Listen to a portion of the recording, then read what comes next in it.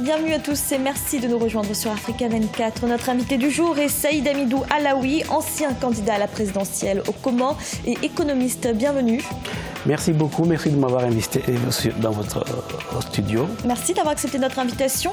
Des assises nationales doivent se tenir aux Comores en décembre 2017. L'occasion d'un bilan des 42 ans d'indépendance, mais aussi de plancher sur une stratégie de développement. Votre parti, le parti Oulezi, propose un mémorandum pour préparer ces assises.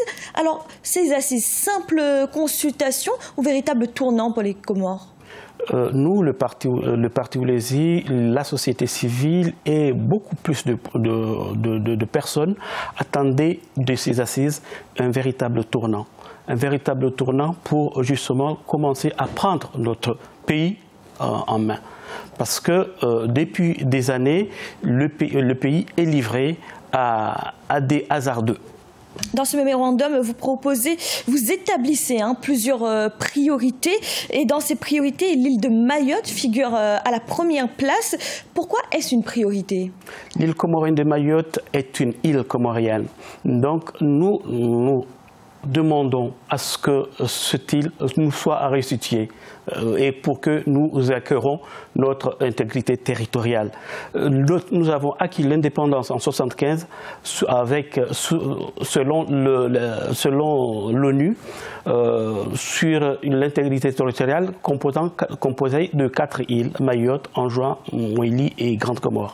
Aujourd'hui, notre île Mayotte est amputée de ces îles sœurs. Donc, je pense qu'il n'y aura pas un véritable développement tant que l'île de Mayotte... Mais il y a un référendum tout de même qui a été organisé à Mayotte en 2009 où les Mahorais ont voté massivement en faveur de la départementalisation pour devenir département français. Donc vous souhaitez aller contre l'avis de la population mahoraise? Mais d'abord, la terre Mayotte, l'île Mayotte de Mahorais est une île comorienne. Maintenant, il y a à l'intérieur de cette île des Français.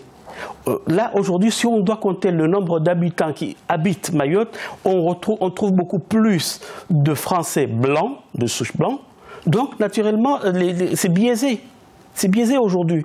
On n'entend pas les petites voix mahoraises qui réclament à rejoindre l'île, les îles. Mais est-ce que ce n'est pas aussi parce qu'aujourd'hui, les Mahorais n'ont pas les prestations sociales qu'ils ont avec la France, qui ne sont pas garanties par les Comores? Est-ce qu'il n'y a pas un choix aussi à ce niveau-là? Mais vous savez que là, ça c'est le faux problème. Ça, c'est qu'à chaque fois, on nous fait sortir ça. Le problème en est qu'aujourd'hui, la France est à Mayotte. Elle a fait sortir tous les Mahorais vers ici, en France, aux métropoles. Et on retrouve qu'aujourd'hui, il n'y a même pas de médecins. On doit compter les médecins qui sont à Mayotte sur les doigts d'une main. Donc, naturellement, aujourd'hui, Mayotte, du moins les autorités reçoivent des subventions venant de l'Europe, venant de la France, et le coût de la vie, bon, même s'il est un peu plus cher, mais en tout cas, ils vivent un peu plus mieux que les Comores, ou généralement que presque les pays de l'Afrique de l'Est. Donc, naturellement, maintenant, ils veulent rester mais si on regarde au point de vue développement, Mayotte n'est pas vraiment en avance comme on nous le fait croire. Mais est-ce qu'il n'y a pas quand même le libre droit des peuples à disposer d'eux-mêmes? Est-ce qu'en contraignant les Mahorais à redevenir comoriens, est-ce qu'on ne va pas à l'encontre de ce droit? Mais en 1974-1975, la France est allée à l'encontre du droit du peuple à disposer d'eux-mêmes parce que les Comoriens avaient voté pour l'indépendance. Donc, pourquoi aujourd'hui, on va nous sortir ça, le droit du peuple comorien à disposer d'eux-mêmes?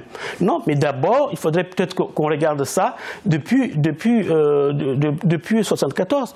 Sinon, il y a une question qui me vient à l'esprit. Comment aujourd'hui vous pourrez nous sortir ça, le droit du peuple à disposer d'eux-mêmes, alors que les Nations Unies à chaque fois sanctionne ou du moins trouve que la France est en délit, si j'ose dire.